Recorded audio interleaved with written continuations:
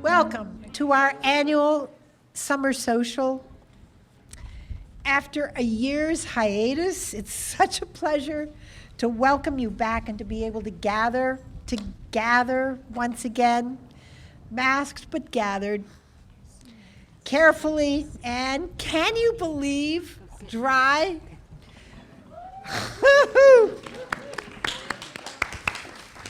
I want to introduce Barbara, who is our executive director, and she's going to do a land blessing and acknowledgement.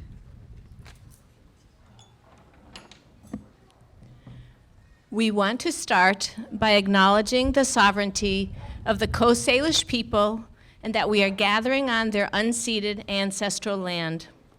We honor with gratitude the Coast Salish tribe's stewardship, sacred beliefs, and connection to these lands and sea since time immemorial. Recognizing both past and present harms, let us pause for a moment of silence to reflect on opportunities for healing and justice.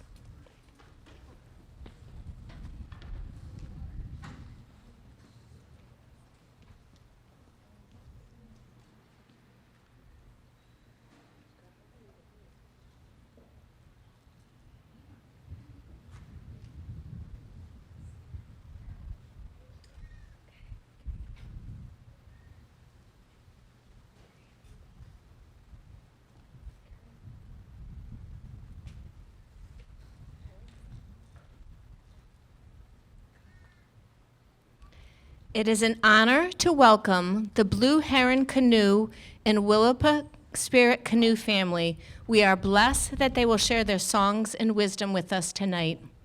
Welcome.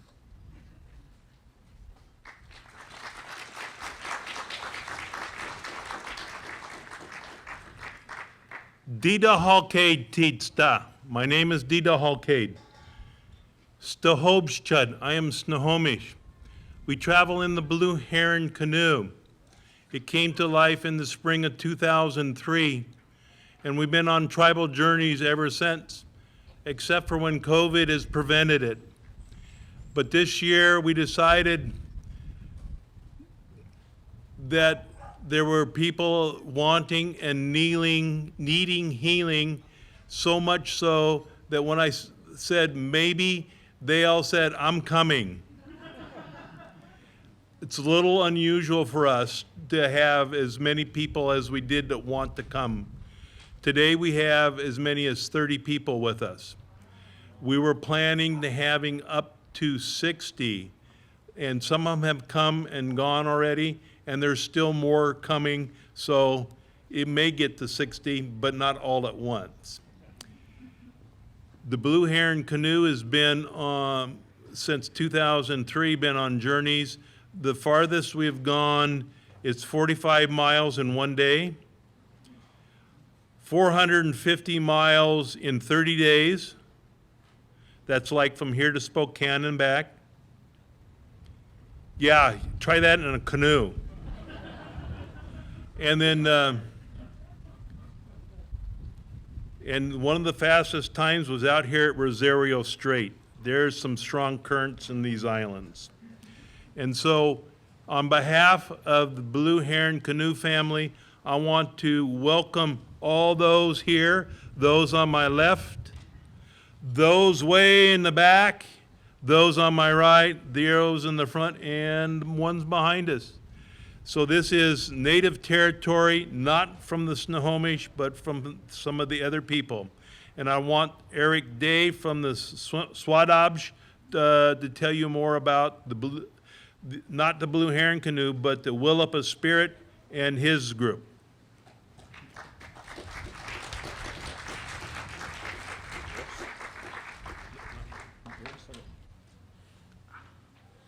Asiam,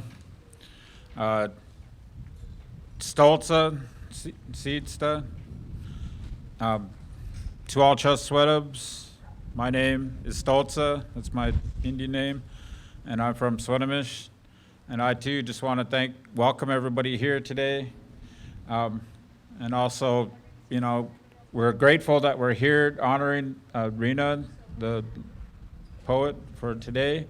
So, you know, hands go up to you for the work that you do. And, you know, getting your work out there is a very good thing for us natives here. So we're honored to be here to sing the song with you today, share some songs and a few little stories like, you know, didahalqid had shared, you know, about tribal journeys. You know, the Willapa spirit is the Oliver family canoe. And for those that don't know, Emmett Oliver is the patriarch of tribal journeys.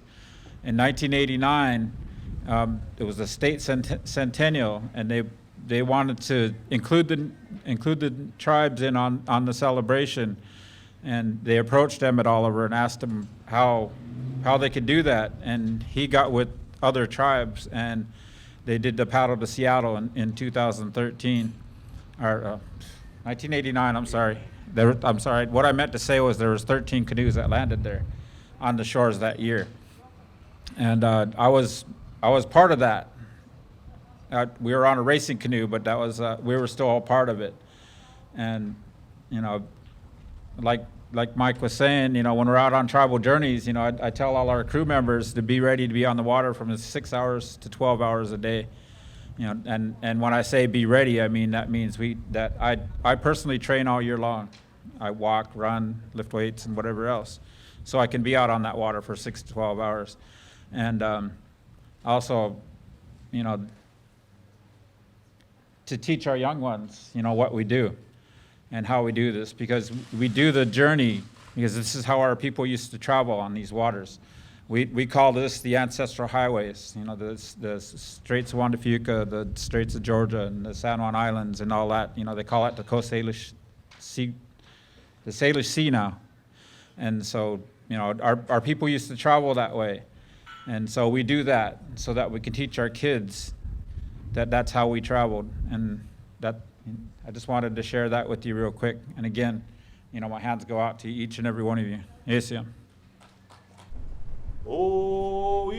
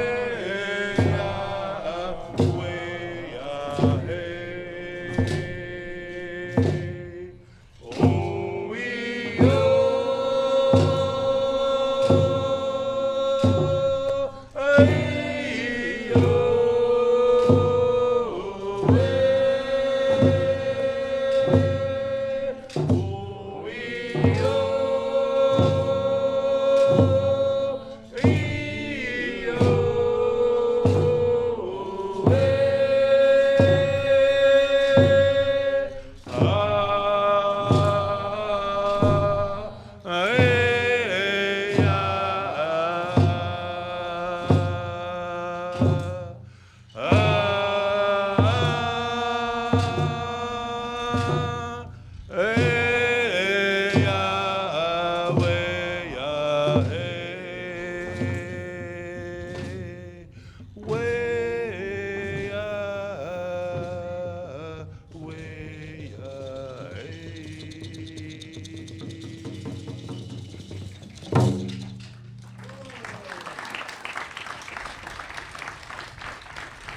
That is Chief Dan George. In our way, we try to honor the people that have given. And let me tell you, you people have given a lot. First of all the smiles that we've got when we come ashore. We don't always get those smiles. So that's a blessing right there. And then you opened your hearts and you gave of the produce of the land. We got carrots and kale, squash, green beans, Potato. eggs, fruit, pizza when we first got here, almost before the canoes arrived, the pizza was here. And you know, but natives, they like pizza. What did the natives say when he first saw pizza? They're laughing already. Who threw up on my fry bread? So we're laughing at ourselves, okay? So hopefully that breaks the kind of the ice between us, and you guys know that you're greatly appreciated. We have a gift for Rena, priest, and her native name is there but not coming out fast enough. So, Kaya, you want to bring that forward, the whole bag? Okay. So,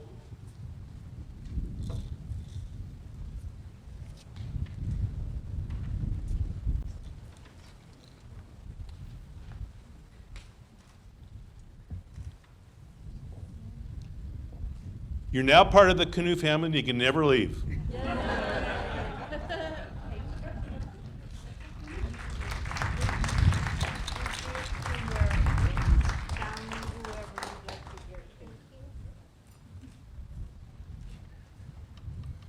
So how are we doing on time? 5 minutes? Barbara, would you like to comment? Barbara, do we have 5 minutes? Okay, we're going to exit with a song. Should I? Yes? And we want to give this gift to you. We give this gift to you in appreciation for your sharing your time with us, and we greatly look forward to gathering with you again. And that's a promise. We will be here again and we will get together, okay?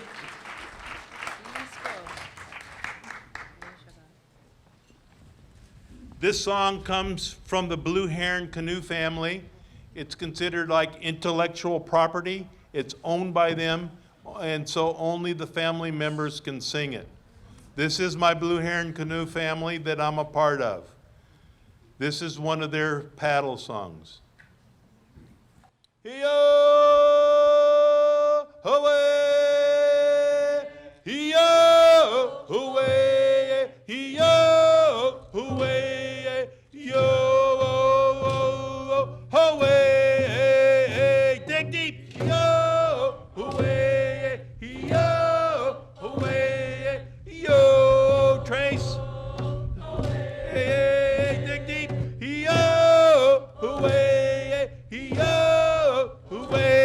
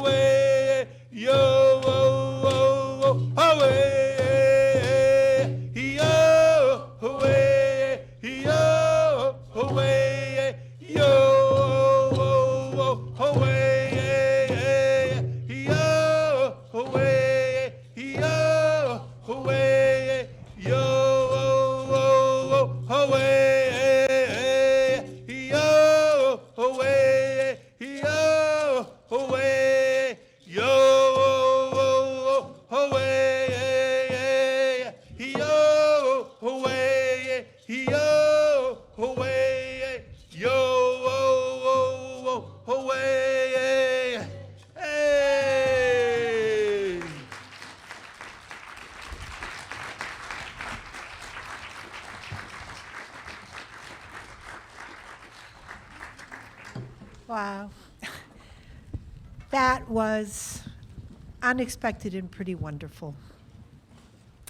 I want to thank the Blue Heron Canoe and Willapa Spirit Canoe family for coming and sharing with us today and blessing Rena. So, welcome again. This is our annual summer social benefit. After a year's hiatus, it is such a pleasure to welcome you all back and to be able to gather once again, though carefully and dryly. I was thinking I could lead you in an enormous breath and an ecstatic exhale, but I think that might not be such a good idea. We're not there yet. As you know, this has been a long year of change and challenge for our community. As we hunkered down in our homes with jobs disappearing and tourism dying, more and more people found themselves in precarious situations. The Family Resource Center canvassed the island to determine who was vulnerable and began providing all kinds of assistance. We provided $147,000 in direct rental assistance to 52 households.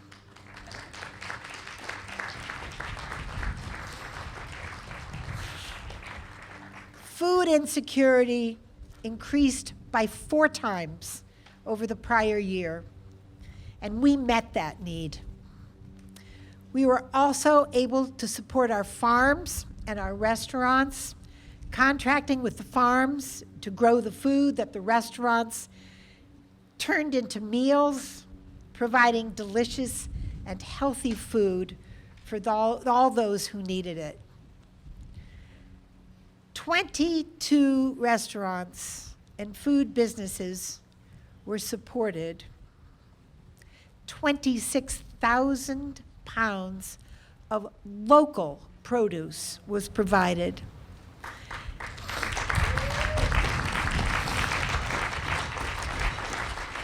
And our new venue, Lopez Food Share, served up to 450 adults and children every week. And every one of those businesses that fed us has remained open.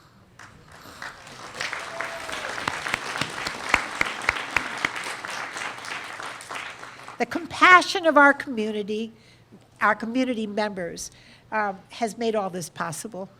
Not only have you contributed money, but you have contributed your time and your effort, packing and distributing food, or in some cases, even transporting it to people who were unable to pick it up themselves.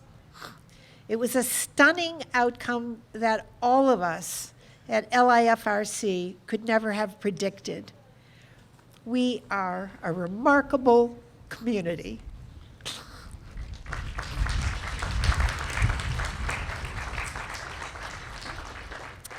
I'm going to turn this over to Barbara right now and let her tell you some of the things that are ahead of us. Wow, what an incredible 18 months and unprecedented time we are in.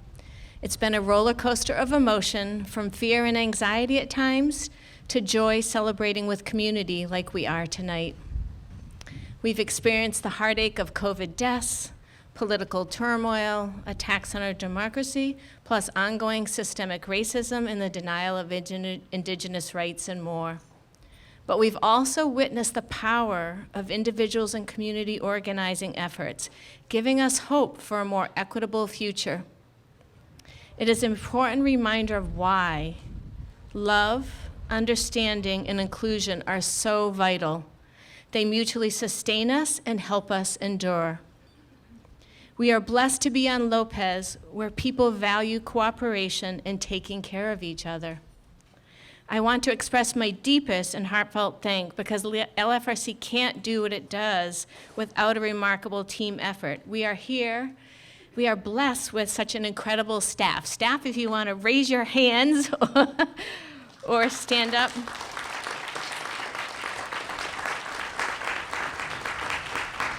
They have the hugest hearts, and their tireless efforts and dedication is beyond words.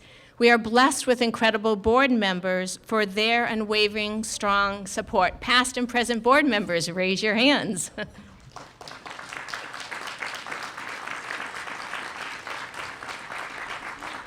We are blessed with volunteers and community leaders for the countless hours in being so incredibly reliable and dependable. And we're blessed with our donors for your overwhelming generosity. I want to recognize tonight Jody Green and Mike Halperin for their incredible efforts to fundraise for the Stand Up for Lopez and making all of that food security possible.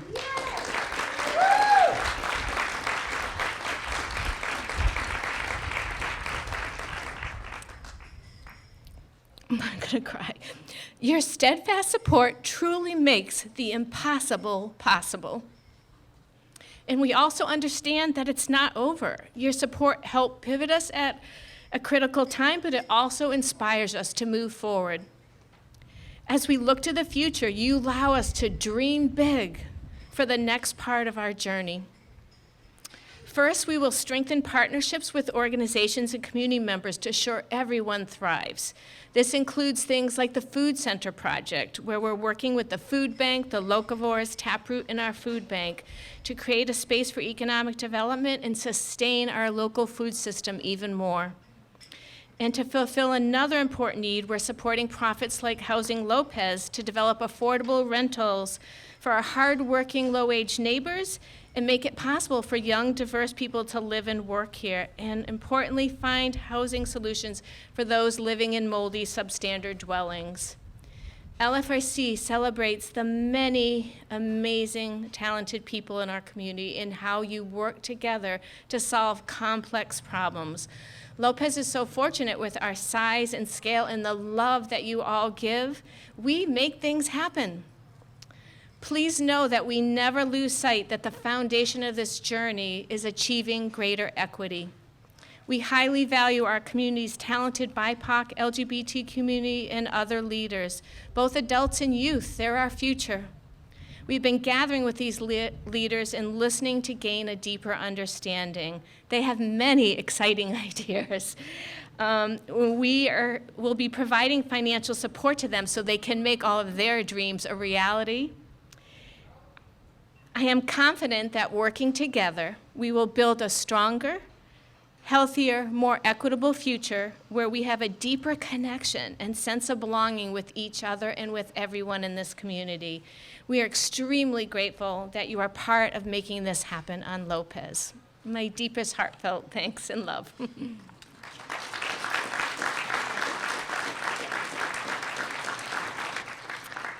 Though our annual benefit is normally an occasion for donations, today, instead, we just want to thank you.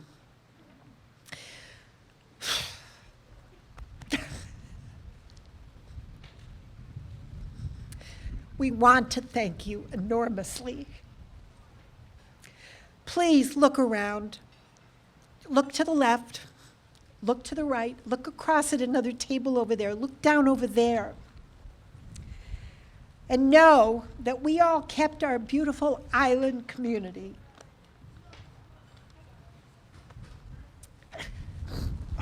safe and cared for. I swore I wouldn't cry. Okay, I'm done. We came together in innovative ways that have served us and as models for other communities out there. Having said all that, many of you have come here just panting to give more. And who are we to discourage you? For those of you who have given so much, including those who sponsored this event, we are grateful beyond measure. To those of you who would like to add to their gifts, we welcome your donations. And board members are going to pass out envelopes right now. I want, once again, to draw your attention to the centerpiece bowls that Rita has spent the last weeks creating for us. Please compete with your table mate to max out those bid cards. We will collect envelopes and bid cards as we serve you dessert, so sit tight. Winning bidders, please wait until your server has emptied your bowl and wrapped it in a bag, and then pay for it on the way out over at that table over there. There will be books for sale, Rena's books, right over at that table as well. Please go through there and help yourself. They will be on sale, and I believe Susanna is going to be there collecting for those books. Soon, we are going to have the exciting part of the program. Our very special guest, the Poet Laureate of Washington, the first Native American ever to hold that honor, Rena Priest.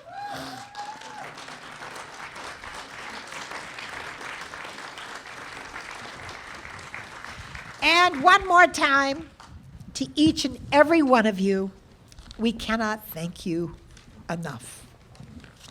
Oh, you've really gotten an amazing introduction to Rena. Look at all of the people who've come here. I'm Kip Greenthal, longtime board member of the Lopez Island Family Resource Center, and I feel very grateful and honored to be able to introduce Rena. There's been so much tonight said already, but I just want you to know a little bit about Rena's position as the Washington State Poet Laureate. Rena calls herself a subterranean homesick matriarch.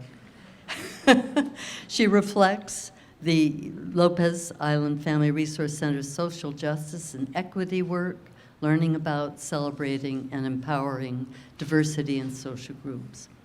Rena is a member of the Lummi Nation and the first Indigenous poet to assume the role of the Washington State Poet Laureate. Her 2-year term began on April 14th with the passing of the laurel from one poet to another. Patriarchy Blues, her literary debut, was honored with the 2018 American Book Award, and her most recent work, Sublime Subliminal. Tonight, Patriarchy Blues will be given to donors and made available for sale over at the table over there. Rena will be able to sign. Am I not loud enough? How about that? Okay, I won't be long-winded. I just want to acknowledge the Washington State Poet Laureate program is jointly sponsored by Humanities Washington and the Washington State Arts Commission. Poets Laureate work to build awareness and appreciation of poetry through free public readings, workshops, lectures, and presentations in different communities throughout the state. Tomorrow, Lopez Library will sponsor Rena at a free reading at an outdoor pavilion at Lopez Center, and on Monday, a poetry workshop at the Lopez Library. Rena has said from the beginning she was a poet. Quote, "I'm fascinated by the way people come together around poetry. I am always delighted by how they gather in quiet rooms and let themselves be drawn in, lit up, and transformed by the words of other people." Rena wants to focus on 2 primary goals: celebrating poetry in Washington's tribal communities, which you have witnessed here tonight, how powerful, and using poetry to increase appreciation of the natural world and the threats facing it. Rena says there are 29 federally recognized tribes in Washington, composed of 140,714 tribal citizens. I'm sad to say that in hundreds of poetry readings I've attended over the years, I've only met a handful of Native poets. I know that this is not because we don't exist, but because we don't have the same access to writing communities as people living in cities and towns. Her second goal is to advocate for the natural world. Rena says we are in an important historical moment when science has given us a deadline to make significant changes to heal our planet. I want to use poetry as a tool to offer new perspectives and generate enthusiasm for the idea that we can slow and reverse the effects of ecological destruction simply by loving the earth. Rena holds an MFA in writing from Sarah Lawrence College and makes her home in Bellingham. She often teaches writing at local universities and colleges. When I started reading Rena's poems in Patriarchy Blues, I was stunned. Having loved poetry all my life, I remember vividly when I'd fallen in love with the poet's voice, like a lightning streak turned on in my imagination. Beauty is here in Rena's voice, and her imagery startling, her themes heart-wrenching and radical and honest. There is magic in Rena's voice. Please welcome Rena Priest.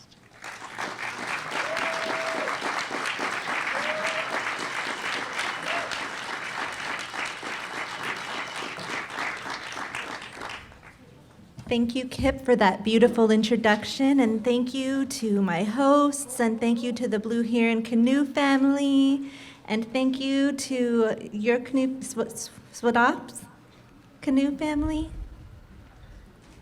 Sorry. Yeah. And just everybody for attending this beautiful event. I am beyond pleased to be here with you this evening, and especially for such important work. The work that you've done in this community. As I'm sitting here listening, it makes me very hopeful. So, Aitangan CEM and Estacha, Ohilix and Quenas Natacha, Latiakaias, Sahueltanat, Sanasnat, Shochlomisen. I'll begin with the poem that was written. It was the winner of the inaugural James Welsh Poetry Prize that is hosted by Poetry Northwest. It's not my poem, but it's by Brendan Shea Basham, and I am looking forward to learning more about this poet and what tribe he's from. It's called Do Not Drink from the Tailing Pond.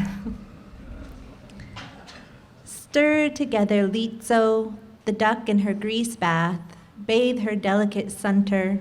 Tomorrow she'll wish for the arms of juniper to pull pinions from the mouths of children, squeeze a sneeze from the throat of a child too broken to breathe on her own.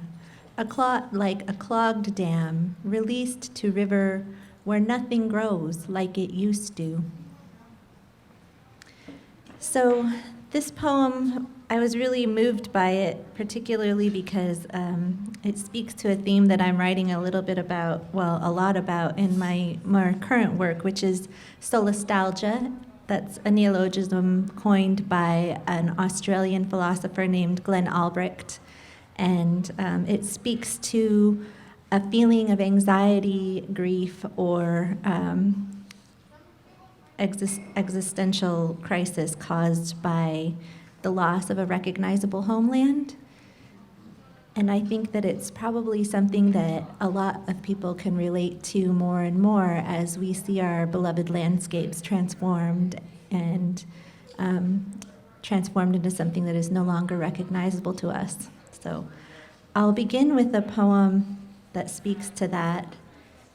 And it includes a place name and a word from my Chulnuchkin, or my tribal language, Chlumichasen. The poem is called Remembering Tata at Tamhuiksen, and Tata is an affectionate word for mother, and Tamhuiksen is the place name for Gooseberry Point at Lummi.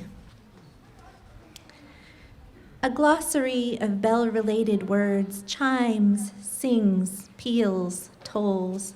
It is a feeling of silver. It rings and shines at the edges. Like the scales of a fish, it flickers, tintinnabulates the signal of a charm, of magic, of a movie memory sequence. And then there is Mother, home from the cannery, Covered in the scales of hundreds of gutted fish, she shimmers like a mermaid. Long day, I ask. When I lunch at noon, she replies, the sky is a silver-polished spoon. By quitting time, tarnish has overtaken all signs of shine. That's how long the day is. You must have cleaned a lot of fish, I say. I think we cleaned out all of Puget Sound. There used to be gooseberries at Gooseberry Point. Now there is the cannery. Won't be long before all the fish are gone. Then the cannery will go, and all we'll have is hunger and sorrow. A burden is the heaviest bell of a carillon. Its register is low. I wish I had a magic wand to chime the cheerful sound of gooseberries sprouting up out of the ground.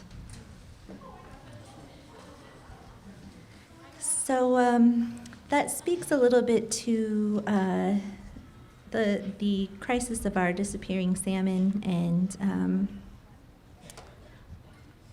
and what caused it. There in the mid 1800s, the president of the Royal Society, Thomas Henry Huxley, was asked at a fisheries expo if the resources of the sea were exhaustible.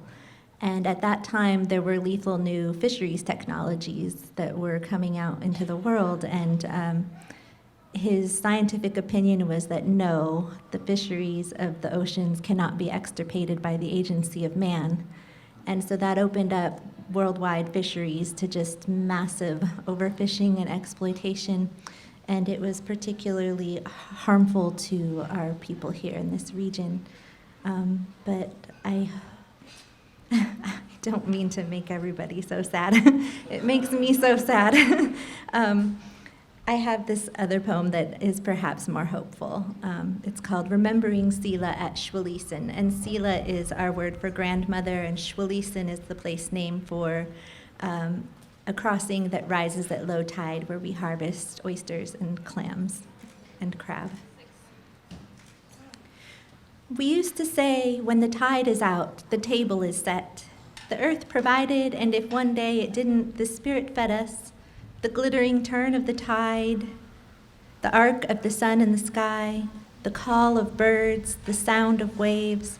To be nourished in this way makes glass doors opening and closing themselves between me and that food on grocery store shelves seem false, empty. That food, where does it come from? Whose hands grew it? Was there patience and care? Were there prayers? Think of how it got there, what it's made of. When I was a girl, everything we ate came from the earth that loved us through hands of people we loved. And so that was the kind of thing that my grandmother would say to me. And it just really put it in my mind that that wasn't so long ago, 2 generations, when she was a girl. And if we can come from there to here, we can get back to there, right? And I seen a beautiful example of it this evening when somebody came in and gave the Canoe family eggs from her own chickens. And I thought, oh, this is food sovereignty. It's so beautiful to be able to grow the food and eat it. And I wish that we all had opportunities for that, or even to just be able to harvest nature's gifts with gratitude and be able to give back through acknowledging the laws of ecology. So I'm going to shift gears a little and read you some celebration poems. And they're written in the pantoum form, which is a form that has cascading lines that repeat throughout the poem. So you'll hear a line and then you'll hear it again later, and then that'll happen several times throughout the poem. And it lends itself well to writing about water, waves in particular. This poem is called Beach Glass. Here, in this luminous landscape, vivid as we go, each gleaming shard is softened gently as it rolls along a silky stretch of sand soft between our toes. Our footsteps break a silver surface, a foggy bit of glass. Each gleaming shard is softened gently as it rolls. Bottle green seaweed twirls around our ankles. Our footsteps break a silver surface, a foggy bit of glass, softened like me by its time in the sea. Bottle green seaweed twirls around our ankles. This soft edge relic, begun as sand, returning to sand, softened like me by its time in the sea. No longer meant to carry or enclose, but simply to be. This soft-edged relic, begun as sand, returning to sand, the secret of its journey, now the only thing it holds, no longer meant to carry or enclose, but simply to be, a fiery forge, a given shape, things cut, things contained, the secret of its journey, now the only thing it holds, along a silky stretch of sand soft between our toes, a fiery forge, a given shape, things cut, things contained, here in this luminous landscape, vivid as we go. So that poem, it was written after I visited Glass Beach, which is just in Port Townsend. I don't know if you know this, but it's like a 3-mile hike from a park over there by the lighthouse. And I guess there used to be a dump, and people used to throw their trash over the edge of the cliff, and then it all washed out into the sea and then came back as soft glass, like the glass when it was glass instead of plastic. But and so people go there come from everywhere to collect glass off this beach. And over the winter, I wrote a tourist's guide to beaches of the Northwest, and I visited 29 beaches, and it was really something. It was really cool. So this one is written in that same pantoum style, and it's called Beach Party. For untold ages, these pebbles here have danced, twirling in the clamor of waves, softening in the surf, each turn and flourish a patient, passionate churn of advances and retreats, timed to the music of tides, twirling in the clamor of waves, softening in the surf. Each stone has a history, its own slow story of origin, of advances and retreats, timed to the music of tides, arisen from the molten earth to break away anew, free to tumble and roll, untethered but never alone. Millions of years to begin, millions more to end, on the shore with millions of friends and time to spend, free to tumble and roll, untethered but never alone, at this effervescent party where water touches land, on the shore with millions of friends and time to spend, each turn and flourish a patient, passionate churn at this effervescent party where water touches land, for untold ages these pebbles here have danced.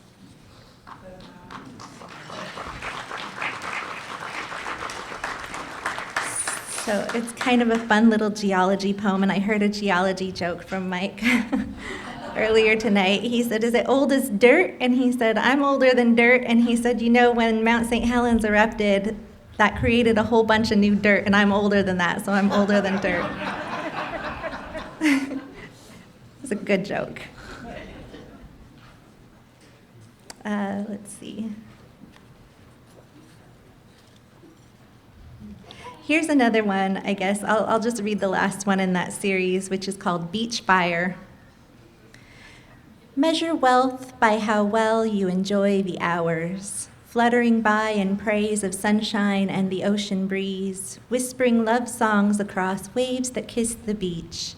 This wealth takes work and absolutely no work at all, fluttering by in praise of sunshine and the ocean breeze.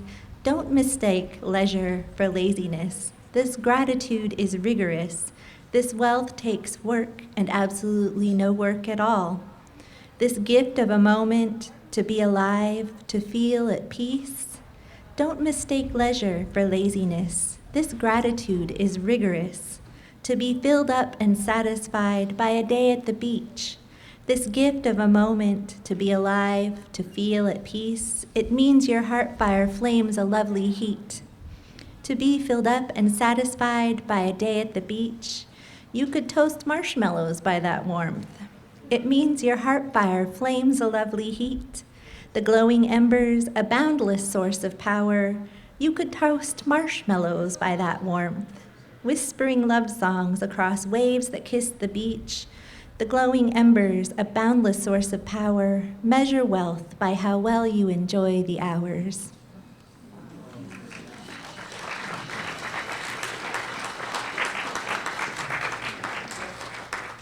So I have two more short poems. Maybe three. I was going to read to you from the older book, but I have all this new material that I have been itching to test out in front of a live audience, so so here you are. Okay, so this one is a celebration of salmon, and it also is in the Pantoum format. It's called Focus and Circuli, Songs on the Salmon Scale. And I recently learned that a salmon scale has rings like the rings of a tree. You can tell how old a salmon is by counting the rings. And the center of the salmon scale is called the focus, and the circuli are the rings that ripple out from there. A salmon is a song sung in rounds, a series of concentric circles, like a raindrop in the sea, rippling out and returning. A series of concentric circles, a chorus and a verse, rippling out and returning in a shining body of treasure. A chorus and a verse, a hero home from adventure in a shining body of treasure, bearing gifts from the deep. A hero home from adventure like a raindrop on the sea, bearing gifts from the deep. A salmon is a song sung in rounds.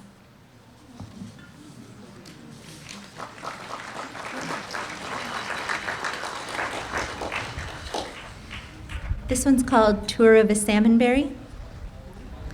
A salmonberry is a luminous spiral, a golden basket woven of sunshine, water, and birdsong. I'm told that the birds sing so sweet because of all the berries they eat, and that is how you can sing sweet too. In my native language, we call it a lila. In Sanskrit, lila means God plays. Salmonberries sometimes look that way. Every year, they debut, spectacular in the landscape, worthy of their genus name, Rubus spectabilis, meaning red sight worth seeing. Each druplet holds a seed and the shimmering secret kept by rain of how to rise, float above the earth, feel the sun, and return. And finally, I'll end on with this poem called The Glimmer. From darkness, the idea of self, blood, water, a soul, my body, a brief victory over death by making breath, thoughts and actions in a series of moments expressed, a cup filled with bliss in the movement of breath, pulling itself into emptiness like water between stones, disappearing, how quickly it goes. I leave with my breath, I return with my breath, and I understand the tides. They are spun in currents by the exchange of breath. For kisses branded on flesh, we claim each with each, join names to our tongues, weld our memories to breath. In our chest, each moment dies for the next, singeing shut the spaces between each allotted breath, smelting our lives first into glitter, then into ash, in this breathtaking glimmer above death, where we make breath. Haishkasiyam.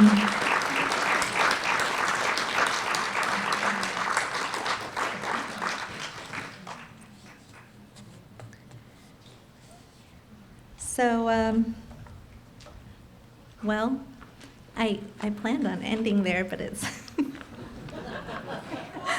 it's like a moment.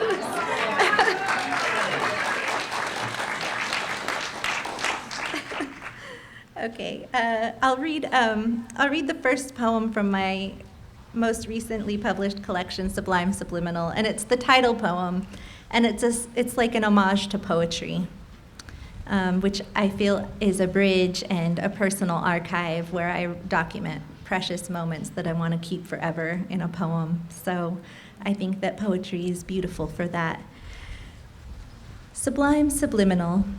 The bridge is cerebral and phrenic, a mysterious reflex. When you put it to your lips, it is lexical.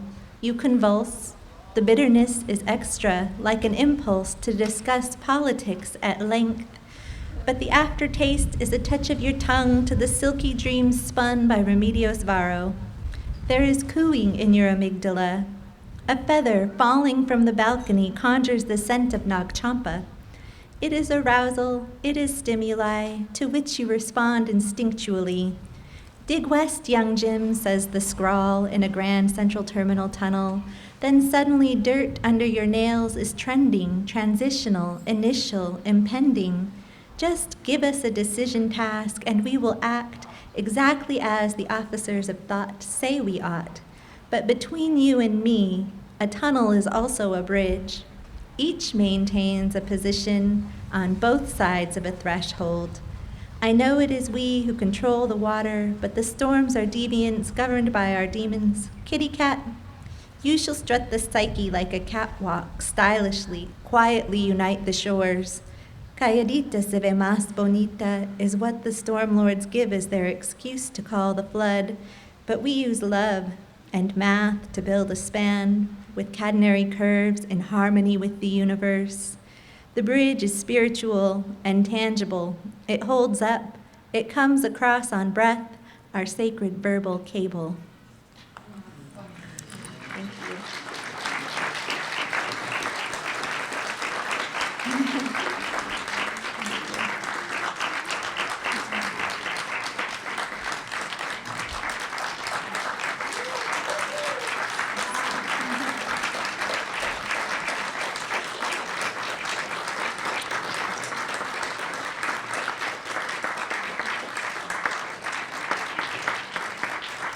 What an absolutely gorgeous end to the evening. Thank you guys so much for coming. It's been an utter pleasure. Bye-bye.